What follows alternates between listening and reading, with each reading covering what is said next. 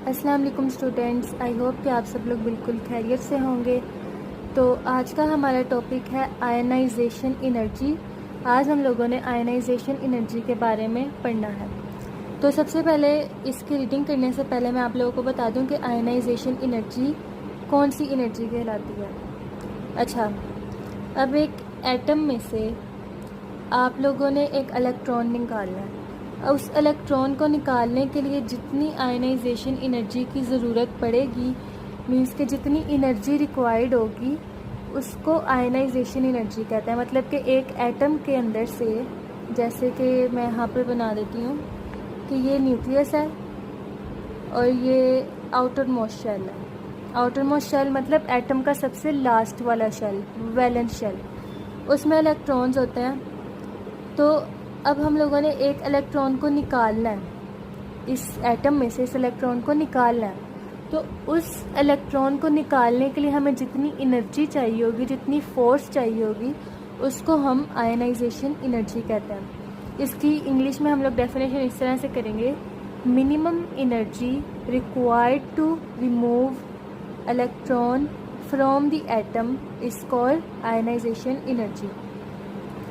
तो आप लोगों की बुक में उन लोगों ने आयनाइजेशन एनर्जी को first ionisation energy, second ionisation energy and third ionisation energy, ionisation energy की 3 डेफिनेशंस करके समझाया हुआ है। तो सबसे पहले हम फर्स्ट आयनाइजेशन एनर्जी पढ़ेंगे, फिर सेकंड आयनाइजेशन एनर्जी और फिर थर्ड आयनाइजेशन एनर्जी। सबसे पहले मैं आप लोगों को ये बात बता दूं कि ये जो आयनाइजेशन एनर्जी है ना, ये आप लोगों का लॉन्ग क्वेश्चन में आता है।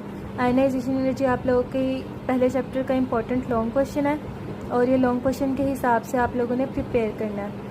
तो ये जो आयनाइजेशन एनर्जी का टॉपिक हम पूरा पढ़ेंगे, ये लॉन्ग क्वेश्चन भी और इसमें से शॉर्ट भी आ सकते हैं। तो आज हम लोग सिर्फ आयनाइजेशन एनर्जी का इंट्रो वगैरह पढ़ेंगे, फिर फैक्टर्स अफेक्टिंग आयनाइजेशन एनर्जी और periodic trends in ionisation energy हम अगले लेक्चर में पढ़ेंगे।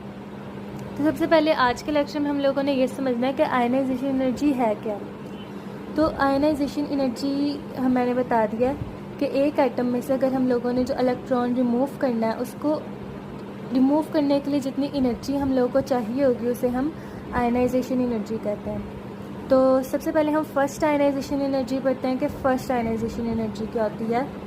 तो यहाँ पे लिखा हुआ है: the energy needed to remove 1 electron from each atom in 1 mole of atoms of the element in the gaseous state to form 1 mole of gaseous plus 1 ion is known as ionization energy। इसको हम लोगों ने इससे symbolize करना है। अच्छा,